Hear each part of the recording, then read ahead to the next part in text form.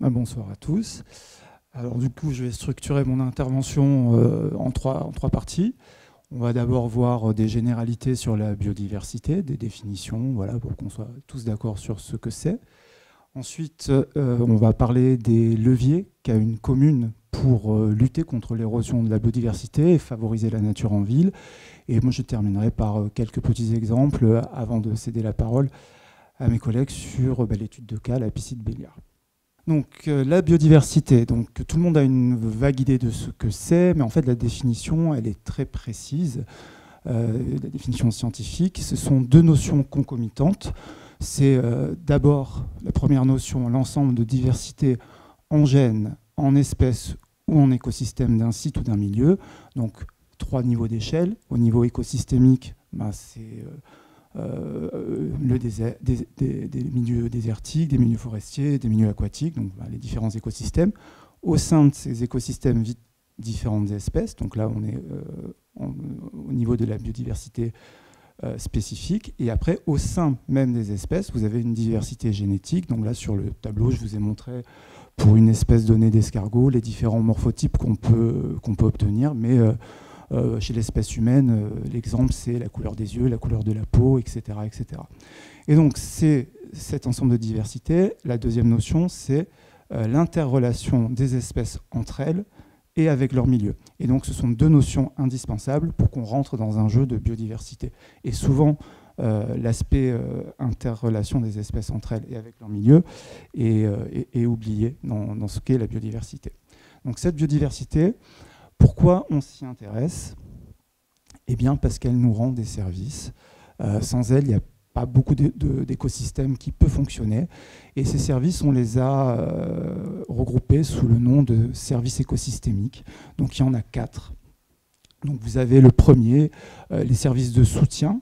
Ce sont les services nécessaires rendus par la biodiversité au fonctionnement des écosystèmes. Ça concerne la formation des sols, le cycle des nutriments, la production primaire des végétaux. Ensuite, vous avez les services d'approvisionnement. Ce sont les produits issus des écosystèmes, l'eau potable, nos énergies fossiles, le bois, notre nourriture, etc. Troisième service, les services de régulation. Ce sont les bénéfices issus de la régulation des processus naturels, donc régulation des maladies, régulation des climats, purification de l'eau, etc. Et le dernier, service écosystémique, qui a été répertorié, ce sont les services culturels, donc ce sont les bénéfices immatériels générés et issus des écosystèmes. Donc vous avez des bénéfices esthétiques, spirituels, éducatifs, récréatifs, etc. Donc voilà pourquoi il y a une importance de préserver la biodiversité. Donc cette biodiversité, on sait tous, je ne vous apprends rien, qu'elle est en nette chute. Donc certains scientifiques estiment qu'on est même dans une phase de 6e extinction de masse depuis la révolution industrielle. Il y a 5 facteurs principaux qui sont à l'origine de l'érosion forte de cette biodiversité. Le premier, c'est pas hiérarchisé, hein, le premier, c'est la surexploitation des ressources. Je vous donne un exemple simple. Vous avez une population de poissons, disons les sardines. Si on pêche à l'excès, si on prélève donc dans cette population trop d'individus, en tout cas au-delà de la capacité de la population à se régénérer, eh bien forcément, les effectifs vont diminuer jusqu'à disparaître. Donc c'est la surexploitation des ressources. Ensuite, la pollution, notamment par l'utilisation de pesticides et d'herbicides. Donc voilà, notamment les insectes et les oiseaux sont extrêmement victimes de ça. Les espèces exotiques envahissantes sont aussi un des facteurs responsables de l'érosion de la biodiversité. Parce que, en fait, donc là, c'est clairement souvent une responsabilité humaine où on introduit des espèces provenant d'un autre écosystème ou d'une autre zone géographique dans lequel elles n'auraient pas l'occasion de pouvoir accéder. Donc on l'introduit de façon non naturelle et sans la cohorte de prédateurs qui va avec. Et donc forcément, elle n'est pas régulée dans son écosystème d'accueil et elle peut supplanter les espèces locales et amener à leur nette diminution. Et donc c'est aussi un facteur d'érosion de la biodiversité. Le réchauffement climatique, notamment les espèces, c'est sa vitesse de réchauffement climatique et les capacités d'adaptation des espèces ne peuvent pas suivre la vitesse à laquelle va le réchauffement climatique. C'est ça qui est assez problématique. Et le dernier facteur, c'est la destruction des habitats. Forcément, quand on vous détruit votre maison, eh bien, là, c'est très compliqué. Et aussi leur fragmentation, quand on empêche les populations de communiquer entre elles, d'où l'importance des corridors écologiques qu'il faut maintenir. Parce que sinon, il y a forcément isolement des populations et une possible extinction. Donc, la biodiversité, elle existe à Paris. Elle est, curieusement, elle est plutôt riche. Elle ne se limite pas aux rats, aux pigeons et aux goélands. C'est les bois qui contribuent principalement à cette richesse. Donc, elle a été recensée.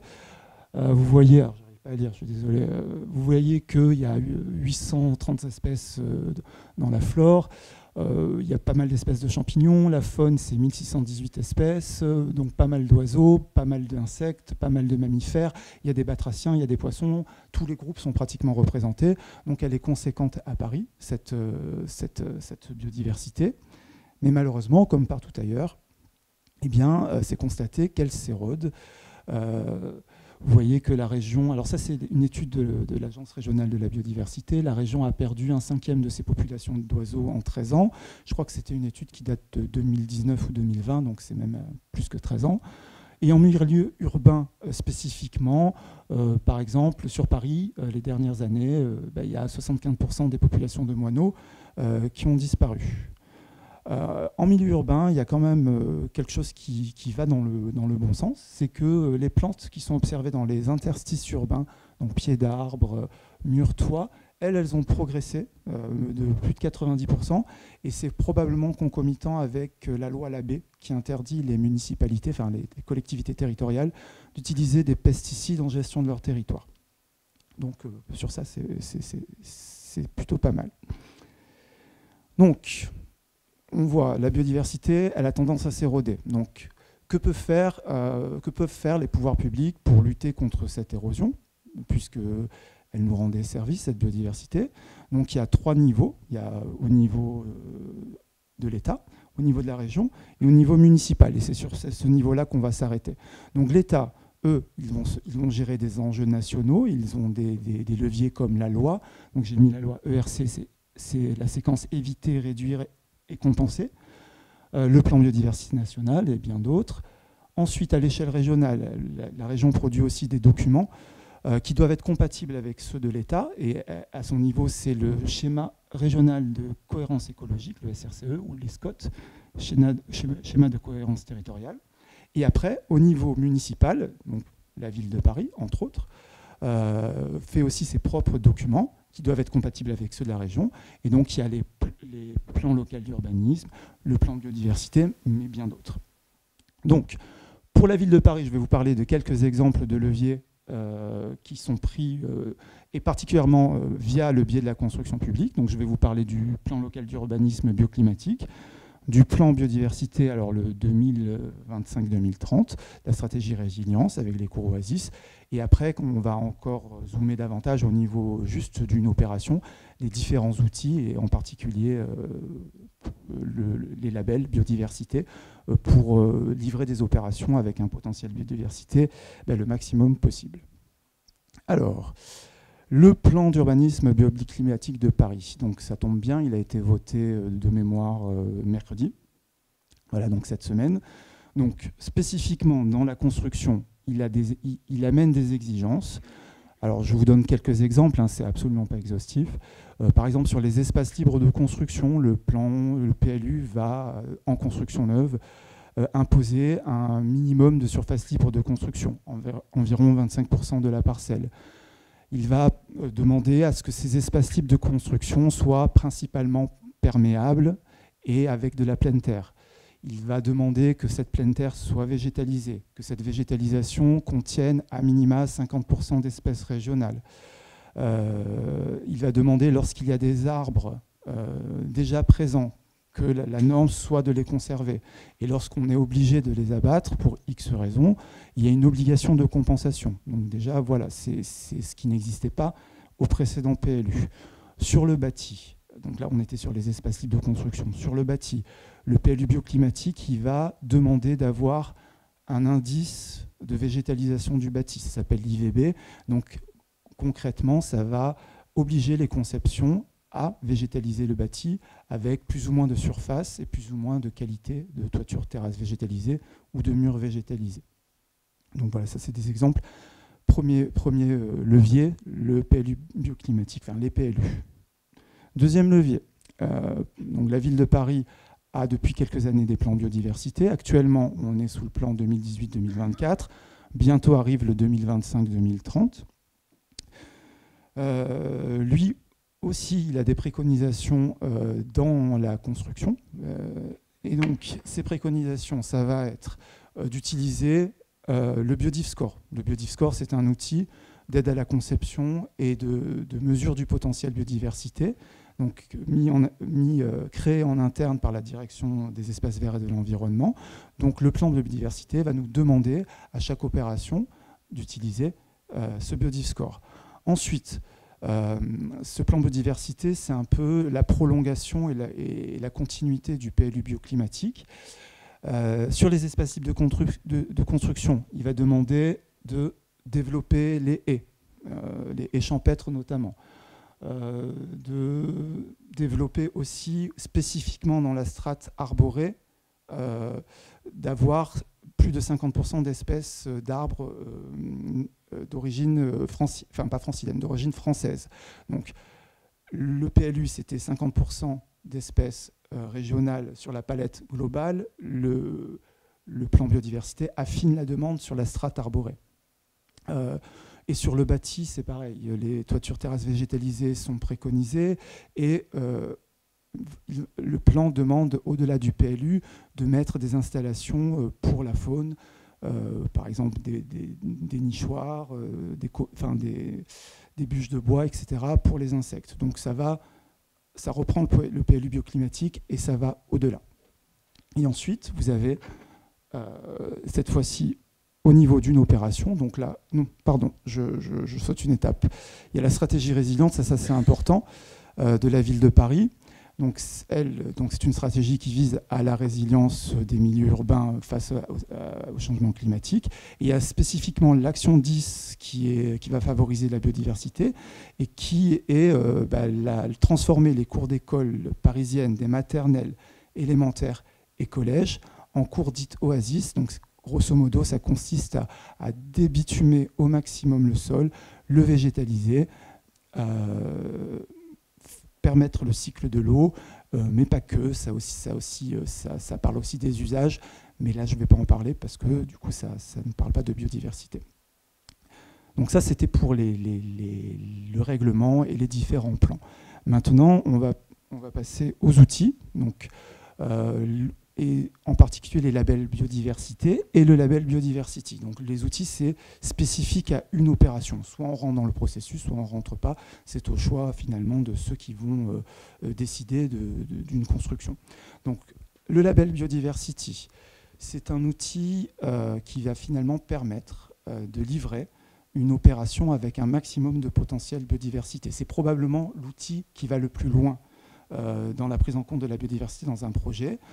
C'est un outil qui impose un diagnostic écologique préalable, qui impose un écologue pendant la vie du projet, qui commence de la programmation du projet jusqu'à sa livraison. Donc c'est très long. C'est un outil qui a une étiquette qui est répartie sur 4 axes. La notation se fait comme si vous voulez un Nutri-Score de A jusqu'à D. Pour être labellisé, il faut avoir au moins un A sur les 4 axes et aucune note inférieure à C.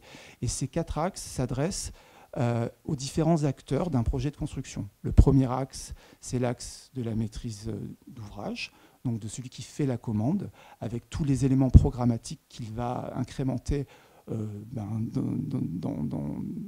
son programme pour dire il faut tenir en compte de l'aspect collision des oiseaux pour le vitrage, il faut végétaliser à hauteur de tant % de plantes régionales, etc., etc. Le deuxième axe, c'est l'axe de la maîtrise d'œuvre, l'axe des concepteurs qui vont mettre en œuvre ce programme dans leur dossier de conception. Le troisième axe, c'est un axe qui est spécifique à l'écologue et qui, grosso modo, va faire une comparaison via un dossier de avant-après, avant chantier, parcelle initiale et à la livraison. Et enfin, le dernier axe, ce sont les aménités. Les aménités sont les bénéfices pour les usagers qui vont être liés à la nature. Et donc, le label va s'intéresser à ça. Je vais vous donner un exemple. On parlait tout à l'heure de la médiathèque James Baldwin qui a été labellisée. Eh bien, par exemple, les espaces de lecture en plein air, en milieu arboré, font partie des aménités. Les tables de ping-pong en plein air également. Évidemment, ces leviers, alors c'est pas complet, hein, c'est vraiment des exemples. J'aurais pu citer pour les plans le plan climat, le plan pluie de la ville de Paris aussi, qui, via son zonage pluvial, finalement demande aux opérateurs de travaux de gérer plus ou moins à la parcelle les eaux pluviales, donc il n'y a pas mille moyens. C'est la désimperméabilisation des sols et la végétalisation du bâti, donc indirectement c'est aussi un plan qui va favoriser la biodiversité. Donc il y a plein d'outils dans les outils, j'aurais pu citer le CBS, coefficient de biotope de surface, le BiodiveScore, mais voilà, on n'a qu'une demi-heure, donc je n'en parle que de 3. Donc le PLUB, quels sont ses avantages? Eh bien finalement, il s'applique à tous les projets de construction qui sont soumis à un permis de construire. Donc c'est un peu le niveau minimum d'exigence verte que va avoir un territoire, en l'occurrence une commune. Donc on va dire son gros avantage, c'est qu'il est universel pour le territoire. Le plan biodiversité, lui, il va forcément plus loin que le règlement, mais contrairement au règlement, il n'est pas opposable. Donc généralement, nous, direction construction publique et architecture, quand on veut être assuré qu'il soit pris en compte, on prend les éléments du plan biodiversité et on les inclut dans notre programme, parce que notre programme est opposable. Et enfin, le label Biodiversity, c'est l'outil le plus puissant, mais il ne peut pas s'adapter à toutes les opérations, et c'est un outil, contrairement aux autres, qui est payant. Donc c'est une démarche vraiment volontaire. Donc voilà, je vais vous donner maintenant 3 exemples pour illustrer mon propos. Donc, on en a parlé, la médiathèque James Baldwin, donc, qui a été labellisée Biodiversity. Donc, elle fait très attention à l'utilisation de matériaux biosourcés et géosourcés dans cette médiathèque. Il y a une énorme végétalisation du bâti en toiture. Les espaces libres, sur James Baldwin, on a eu plus de 90% d'espèces régionales plantées. Les 3 strates de végétalisation sont prises en compte. Il y a un milieu humide qui va être livré dans James Baldwin. C'est un habitat qui est un peu rare à Paris, donc on était content de l'avoir eu. Et comme le veut le label Biodiversity, les aménités ont été vraiment travaillées. James Baldwin aussi, dans un site initial, on avait un ratio de 70% de sol imperméable et 30% de perméable, et à la livraison, on a inversé ce ratio, ce qui est vraiment pas mal. Et c'est aussi une opération qui a été le carrefour de plein d'autres labels. Il y a eu Biodiversity, il est niveau or pour la démarche bâtiment francilien durable, il a aussi eu un label énergie. Donc voilà, c'est vraiment une opération exemplaire. Donc elle a été livrée cet été, et l'architecte, c'est Philippe Madec. Deuxième exemple, c'est la pépinière Longchamp dans le 16e. Donc ça a été livré en 2017 de mémoire, et les architectes, c'était Atelier Cité Architecture. Donc là, c'est pareil, c'est une opération qui s'est concentrée sur les matériaux biosourcés et géosourcés, sur la végétalisation du bâti. Alors on ne la voit pas sur la photo, je suis désolé, elle n'est peut-être pas très grande, mais elle a le mérite d'être sur un toit en pente à plus de 5%, ce qui est pas mal. Les espaces libres ont été végétalisés en concordance avec la végétalisation du bois de Boulogne, donc il n'y a pas de rupture, c'est tout à fait en continuité. Et la perméabilisation du sol a été travaillée, puisqu'on a même, il y a un jardin de pluie, et on a même une gestion des eaux pluviales gérée 100% à la parcelle, donc il n'y a aucun rejet dans les égouts. Et le dernier exemple dont je vais vous parler, c'est l'école élémentaire Anne-Sylvestre et la crèche d'Avoue, dans le 20e, donc qui a été livré cet été aussi. Les architectes, c'est le studio ITA et Vaudou Allégret, architectes. Donc, pareil que les 2 autres opérations, c'est une construction qui s'est focalisé sur les matériaux biosourcés, notamment la partie isolant. La cour de récréation est arborée, il y a de la désimperméabilisation des sols. On a un jardin pédagogique, ce qui est pas mal pour les enfants et notamment les sensibiliser à tout ce qui est à la nature. On a des toitures terrasses végétalisées classiques et surtout, et c'est ça pourquoi j'ai mis cet exemple, on a des toitures biosolaires. Donc la toiture biosolaire, c'est un système qui allie la toiture photovoltaïque, donc à production d'énergie renouvelable, et la végétalisation.